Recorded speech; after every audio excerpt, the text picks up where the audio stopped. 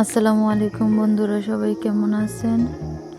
আজ আমি রান্না করব পেঁয়াজ কলি দিয়ে নতুন আলু, পালং শাক ভাজি আর ছোট মাছ।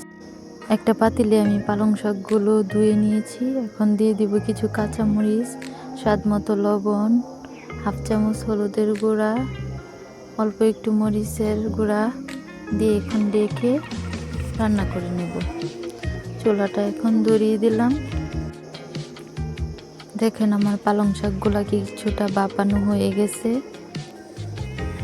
এখন আমি নামিয়ে নেব। এখন একটা কড়াইয়ে বাগার দিয়ে দেব। দিয়ে দিলাম কিছুটা পরিমাণ তেল আর কয়েকটা শুকনো মরিচ।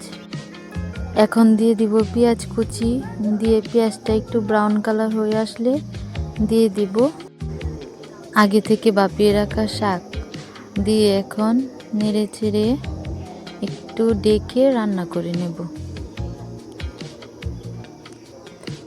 দেখুন আমার শাকটা হয়ে গেছে।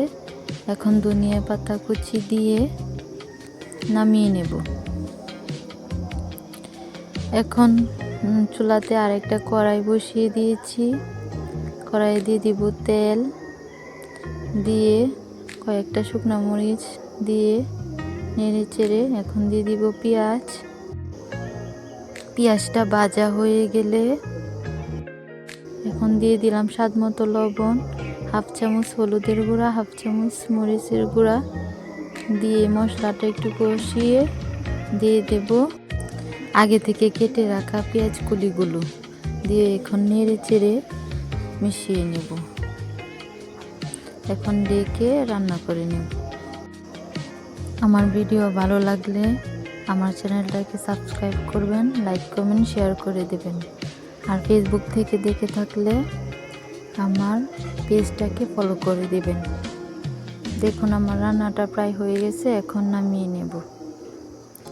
এখন একটা কড়াইয়ে দিয়ে দিয়েছি ছোট মাছ। এখন দিয়ে দিব কিছু নতুন আলু কুচি আর পেঁয়াজ কুচি, কাঁচামরিচ, কিছুটা ধনিয়া পাতা কুচি। এখন দিয়ে দিব স্বাদ মতো লবণ, হাফ চামচ হলুদের গুঁড়া, হাফ চামচ মরিচের গুঁড়া, একটু তেল দিয়ে মাছটাকে মেখে নেব। মাখানো হয়ে গেলে এখন দিয়ে দিব পর্যাপ্ত পরিমাণের পানি। পানি দিয়ে ডেকে রান্না করতে বসিয়ে দেব।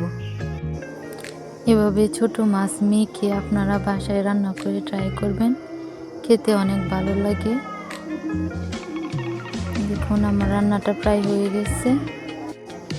আমি ডেকে আর কিছুক্ষণ রান্না করে নেব। দেখেন আমার এখন হয়ে গেছে রান্নাটা। আজকের মতো এখানেই বিদায় নিচ্ছি। দেখা হবে পরের ভিডিওতে। আল্লাহ হাফেজ।